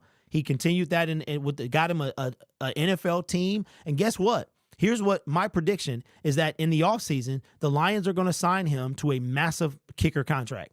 That's what's going to happen. He has earned it, and we still got multiple. Jake Bates has won us 4 games. Jake Bates is going to get a massive contract extension. I think it's 3. It's going to be 3. The dude is 26 years old. He's 26 years old. We're going to sign Jake Bates to like a 4-year deal. Watch one of them. It's going to be breaking news. Jake Bates signs with the Detroit Lions a 4-year extension for sure. Anyone want some molded bread? What? I'm down to help with the Panther Syndicate channel. Come chill with me in section. Hey, Lauren, what is the season tickets right now? Because I heard they've gone up, but that's what's up. I'm saying that D-Man, is Matthew Betts still out there is a question. Yeah, he's out there. He's out there, but I think Matthew Betts got burned by the team. I don't know if Matthew Betts ever comes back to the NFL or the Detroit Lions. He has tried. He's older. I think Matthew Betts is like 28, 29. He might be older than that. And I think for all the good that our team talks about, I think that they burned Matthew Betts. I do. I know people don't like to talk negative about the Detroit Lions, but I think Matthew Betts was burned by the team. And I think that because it's almost like they set him up to fail. And then when it came time to cut you, you went with James Houston. They chose James Houston. And I'm sorry, James Houston, I said in the offseason, he did not deserve a roster spot. You have not heard a single thing about James Houston since we cut him. And then the icing on the cake, the insult to injury, is cutting James Houston midway through the season. That, to me, sealed Matthew Betts. He's Canadian, so maybe, I hear that they're super nice, but maybe he's not taking it like that. But if I'm Matthew Betts, I'm saying to myself, you put me out to be the Sam linebacker when that's not what I do. I was playing probably better than James Houston because I said in camp that Matthew Betts was playing better than James Houston. They keep James Houston. He does nothing. And then you cut James Houston, which tells you he should have never been on the team. If I'm Matthew Betts, I don't know if I come back to Detroit. 1 second is 3 different price ranges. Oh, Lauren, you didn't have to look, bro, because I could have done that. I agree. Betts had promise. We didn't give him a chance. Not a good move. Hey, Kevin, here's the thing about James Houston, and we'll move on because we got one more segment. The thing about James Houston that I'm trying to get everybody to understand is from a body standpoint, it didn't make sense. So what does that tell you? What does it tell you if we cut a guy that we could have used, right?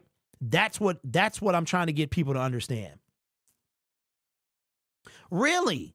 Okay, Lauren, appreciate that. I'm going to look into that.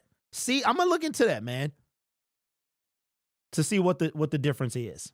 I got 5 seats in the $100 range because that'll be the closest I ever get to being on the field, man. It's sitting there.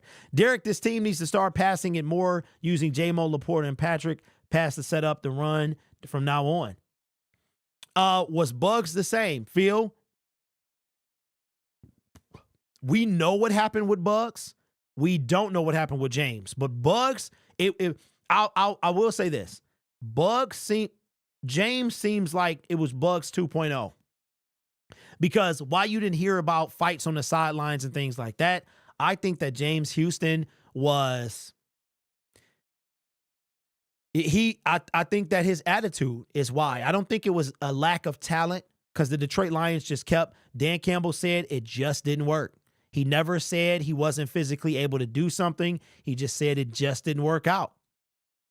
It just didn't work out. So I think that is a front row. Hey, listen, I need to get them joints to him.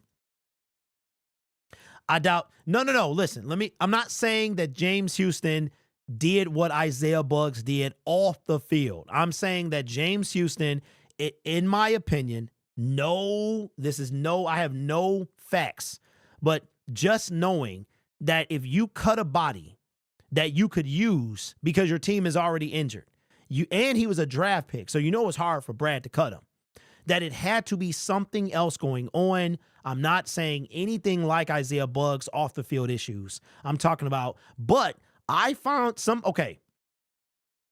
I'll say this, that I did not look this up because I didn't really care to. You guys know how I feel about James Houston. I never really believed in him like that on the field, but that allegedly there was something that happened with him in college that I didn't know about. It was something with the law. I have no idea. I did not know this at all because that would have changed my entire perspective on the Lions and how they draft. Jason, I agree. I'm about to order me a new laptop, maybe get into this YouTube game. Okay, Lauren, so here's the deal. I didn't check the form. I've been doing so much other stuff. I'll check the form. Me and you can figure out how we'll link up on StreamYard and we'll have a conversation and we'll go from there. It's like over the, you know what StreamYard is. What's up, Trent? What's going on, man? All right, one more segment. Let me pull this up and we'll go from there. Dan Campbell got in front of the media today on the 18th of December. I don't know what month I'm in. I can't believe 2024 is almost over, man. That's crazy. I'm 45 now, and time is really moving. I was just talking to my wife about that the other day. But speaking of time, we know that some guys are going to be out for the remainder of the season. We heard that John Kaminsky is done for the year, most likely, and that is going to probably mean that the Detroit Lions have to find somebody else that they can bring up. It's unfortunate because John Kaminsky was a guy that they really weren't going to get back to the playoffs anyway, and now it looks like he's done for the season. Dan Campbell said he just can't get over the hump. So that brings us to IR. Dan Campbell, and we made an IR video about a week ago, but now we got to make an updated one because now we have 3 more people added to IR, and we find out that John Kaminsky, who's already on IR, he was in fact the first person put on IR to start the season the day after cuts happened from 90 to 53. So now we have to, and we have to decide who's going to come back. The Lions have 10 elevations total, and we're going to go through this list. And Dan Campbell said it makes things a little bit easier because some guys are done, like the Sun done. They're done for the year. And now we have to decide who's going to come back. And John Kaminsky is one of those people that are probably done. And that's the hesitation, one of the hesitations with putting David Montgomery on IR, because you don't have to bring him back. And if you burn all your elevations, Monty's done for the NFL season. So let's take a look, and somebody count with me and figure out how many elevations we've had, how many do we have remaining, and who do we bring back. We'll probably do this for the rest of the season at least once a week, especially depending on who else is added to that list. Alex Anzalone, that's 1 elevation and 1 return, because we know he's coming back. As a matter of fact, his 21-day window can open. I believe it's already been 4 games. So that is 1. We know that David Bada is out for the season. We know that Michael Batchley is. Derek Barnes, he's another one. We have heard 0 words on him.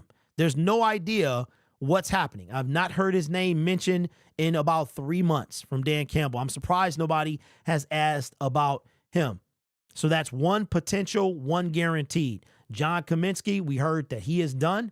Marcus Davenport is done. Carlton Davis, that is going to be number 2. If Carlton Davis can return, he can be most likely back for the NFC title game. Speaking of that, let me cut real quick to me.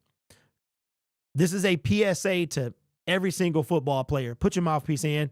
Put your mouthpiece in. Brian Branch, we need you, bro. I know he's not going to do it, but I would like to see that mouthpiece, unless he has one, but the green one is just cosmetic. Where every NFL player, please wear a mouthpiece. They said that the injury to Carlton Davis may have been prevented if the mouthpiece is in, and also they can cut down on concussions. If you are hit from below, it can help absorb some of that. So players, wear your mouthpiece.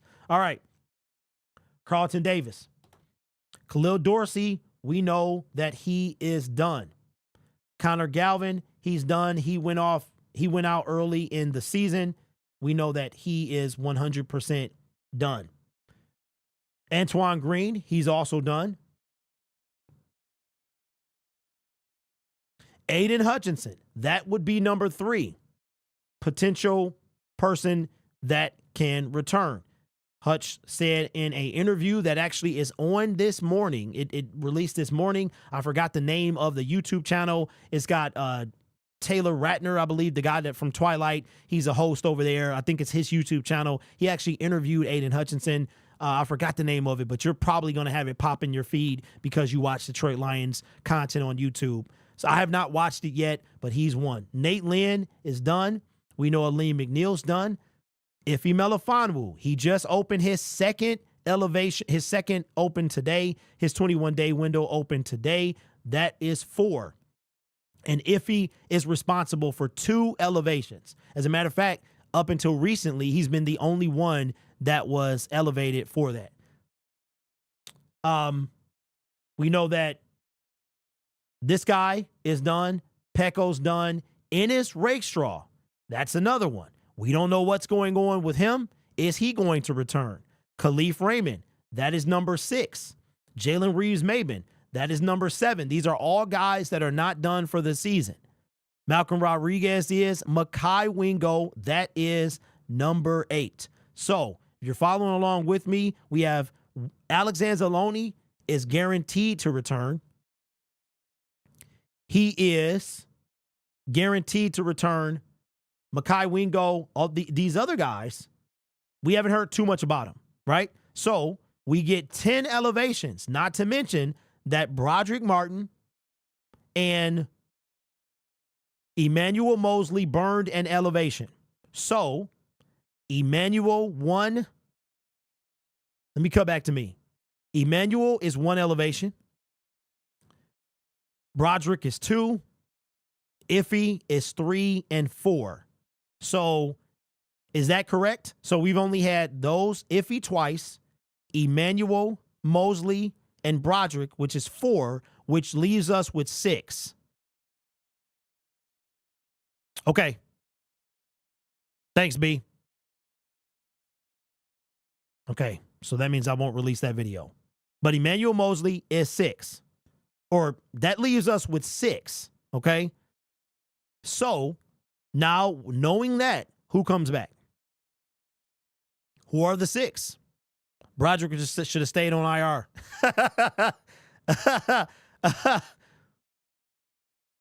Wait, hold on. Let me, what? That's insane, B. That's the team he chose to go to? Wow. Wow, maybe he's looking toward the future. Okay, so Lions get 10 elevations because they made the playoffs. Who comes back? I think this might be final. Alex Anzalone, that's going to be 1. 5 remaining. Derek Barnes, potentially, but not guaranteed. Carlton Davis, let's say he does. That's 2. That's 4 remaining. Aiden Hutchinson, they're going to leave a spot open for him. That's 3. 3 remaining. Who else? Ennis Rakestraw. That is 4. 2 remaining. Khalif Raymond, he's coming back. They're not going to keep him out. That's 5. 1 remaining. Jalen Reeves-Maben, that is 6. He will return, which means that Mekhi Wingo is going to be the odd man out. That's what I believe. Now, it could be any variation. Maybe Khalif Raymond is more hurt. Maybe Jalen Reeves-Maben is more hurt. Maybe Ennis is more hurt. Those 3 are up for debate, in my opinion. Hutch, they will leave a spot open for him. There's no way that they don't. So Aiden Hutchinson, they're not. That will be the final, the 10th spot is, and that's one of the reasons that they're holding off on David Montgomery, because if David Montgomery goes on IR, his season is over. They're not going to bring him back. There's no chance. There is a chance now, but once they get confirmation that it's no chance, then they put him up. He's done for the season. So he won't really affect this list. That's what they're waiting on as well. That's why this third opinion is so important, because they could put him on IR, but if they do that with the intent of bringing him back, they are going to wind up burning someone else who could potentially have come back at full health, right? So who do you think off that list? We've already gone through it. For me, I think the odd man out, not knowing the severity of the rest of these guys' injuries, is Mekhi Wingo. That's who I think, but it very well could be Ennis because he had a hamstring issue, I believe. And it's kind of tough. Of course, you can't predict injury. And somebody put in the comment section, Kiera said, we should have left Broderick on IR. Maybe. He is turning out to be a colossal waste of space as a football player. A colossal waste of space. You burn an IR spot, but I will say this, and I made a video about it yesterday. This is his chance. He got 3 games to step up. So, maybe we don't regret it at the end of the day. But which one of those guys does not come back? Let me see what the comment section is saying very quickly. Jorge says Wingo is done. Wingo's done. Mekhi thought was seeing. Mekhi is season ending? I didn't know that. Okay, well then if he's done, then if he is done for the season, then he's done. Then he's done. Then that means they got exactly 6 remaining, and those 6 are the ones that I named, which would be just going over because they're telling me. I probably did know that, but I make so much content, it goes over my head sometimes, like it just gets buried. So the people returning, that means that literally, Anybody who gets hurt and needs to go to IR for 2024 is done for the season. That's what that means. They're either going to be inactive, and now you have to start doing some roster shuffling because David Montgomery is on the 53-man roster. He will be inactive this week, so he burns the spot and is no use. He can't be put on IR. No, if he's 21-day window open today. Yes, Kings says, don't they get additional elevations for the playoffs? They do. You get 8 for the regular season. You can designate 2 to return in the preseason that count toward that 8. And if you make it to the playoffs, you get an additional 2. We are including those 2. If Ifitu Melifonwu has used 2 elevations, he's burned 2. So, for one last reference, who returns if Mekhi Wingo is out for the season? My guess would be Alex Anzalone. I mean, I don't know about Derek Barnes, but I'll just say Alex, Derek, Carlton, Aiden, Ennis, Khalif, Jalen Reeves-Maybin. Those are the 6 that return. Let me know your thoughts. Okay, so, man, appreciate that, B, about Clyde Edwards-Helaire. Now the Detroit Lions fans can get off my back about us not needing him. That was a dumb decision to me. That was so dumb. Is he really going to compete with the running back they have over there? I think it's a young rookie kid over there. I mean, it doesn't matter because I didn't have any choice on whether we signed him or not. That doesn't seem like a smart decision to me. This team, like, what are you doing? You literally are playing for, I guess, a contract next year. Maybe the Lions the Giants are so bad you just want to play over there.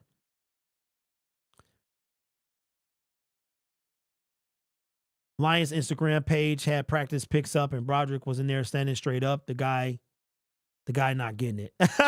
You know what? I hate to say it, Kiera, but I think that he is going to.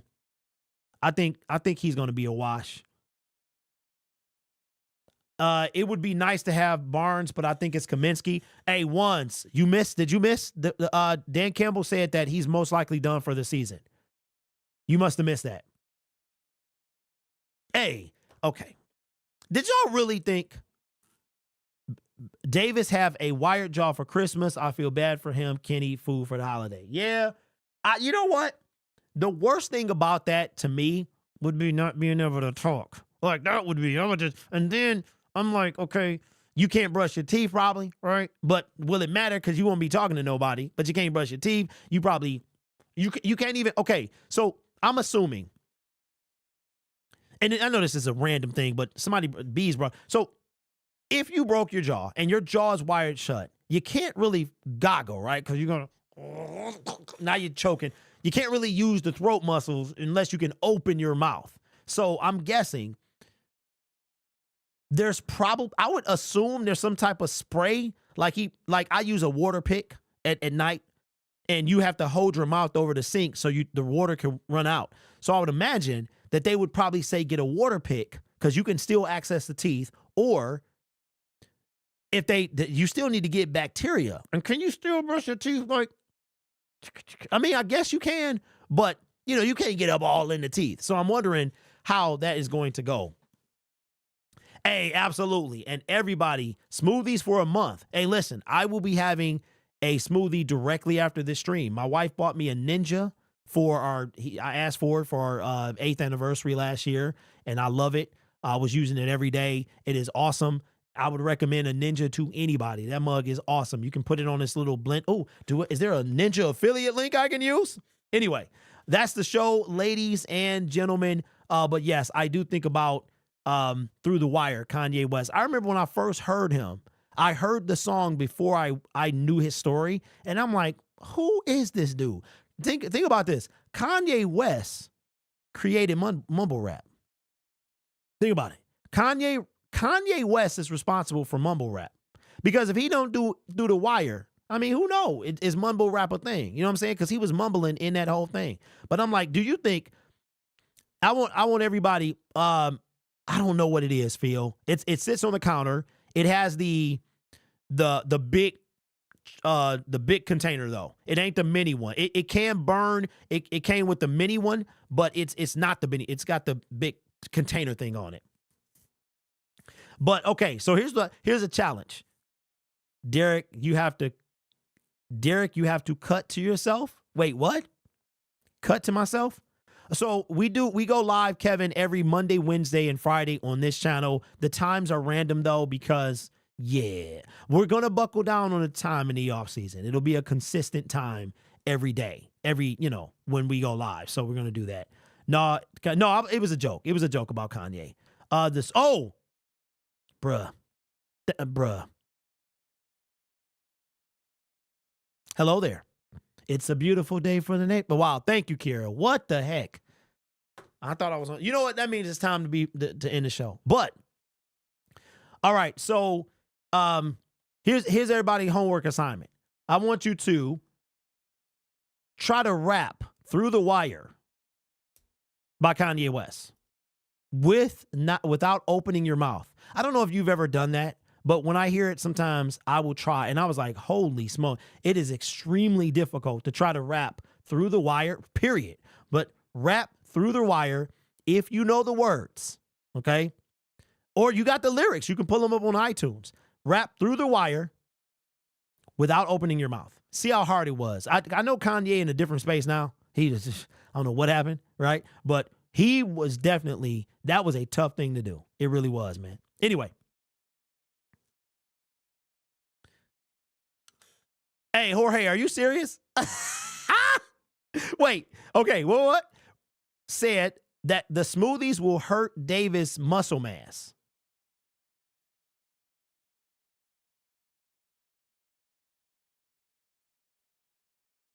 Before you go, who's your favorite Lion of all time?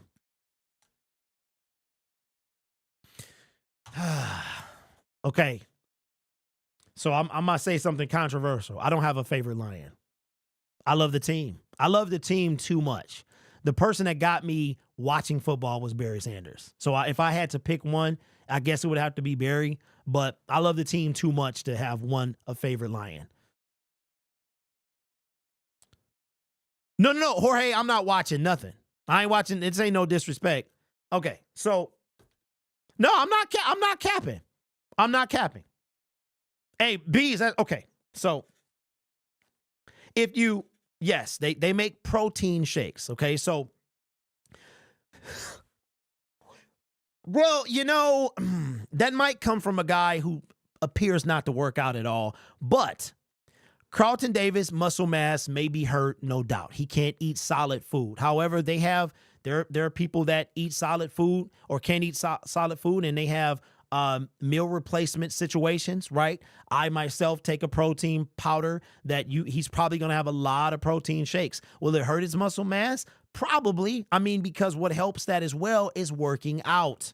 But he can still use his body. So I'm going to disagree. I'm going to call cap with that whole statement because he can still lift weights in addition to take protein shakes. It ain't like Carlton Davis. All he did was eat chicken.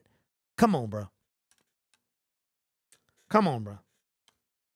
Anyway, I do not have a favorite Lion. Herman Moore, Johnny Moore, and Megatron. Yeah. I can't say I have a favorite Lion. Like I said, if I had to pick one, it would be Barry. Because watching Barry was watching, it was literally like watching a video game. It really was. And if you are not old enough to remember Barry Sanders playing in real time, I remember being at the Silverdome watching this guy play. And Barry Sanders, the only drawback to watching Barry play is every time he got the ball, you just was like waiting on something to happen. You know what I'm saying? You were waiting on the Barry Sanders, and it didn't happen like that all the time. That was the only negative to watching Barry Sanders, is that those plays didn't happen all the time because you expected them. So it was like, and then it would actually happen, and you like, what did I just watch? Right? So I guess I would have to pick Barry, but I don't really have a favorite Lion. Like, I don't know. I like the team too much. I think it's like, the team stands for so much more. You know what I'm saying? So anyway. And it's hard. It's hard. I know who my most disliked Lion is. Who can you guess who that is? Shouldn't be easy. Shouldn't be easy to notice who is the most disliked Lion of all time. Anyway, listen, I will see you guys on Friday. Thank you for supporting the show. Again, we are doing things here on this platform. We are going places, and we will be in competition with Woodward Sports in less than 5 years. I promise you that. I promise you that. We are going to get creators, and 2025 is the year of the business. That's what I'm labeling 2025, the year of the business. With that being said, yeah, I will catch y'all on Friday. Man, is it just me, or does it seem like the week is going slower because we lost? I don't know. But anyway, take care of yourself and each other, and I'll see you on Friday. Have a great day, y'all.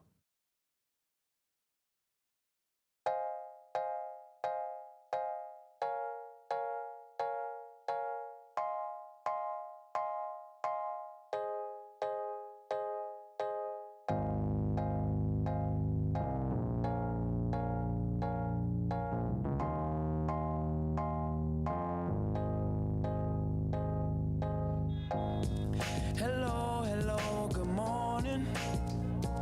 Horns is blowing, and I'm pissing off the neighbors. Whether homegrown or imported, we feeling shorted, cause we waiting on our paper. So next time, when they ask you where you from, you gon' say Detroit City, where we get back on our feet. Next time, when they ask you where you from, you gon' say Detroit City, when we get back on our feet. Yeah, you don't know about the D, you don't know about the streets, cause when you're in the motor city, nothing is as pretty as the hustle. You don't know about the D, you don't know about the streets, cause when you're in the motor city, everything ain't pretty, but it's love though. Next time, when they ask you where you from, you gon' say Detroit City, where we get back on our feet. Next time, when they ask you where you from, you gon' say Detroit City, when we get back on our feet. Yeah.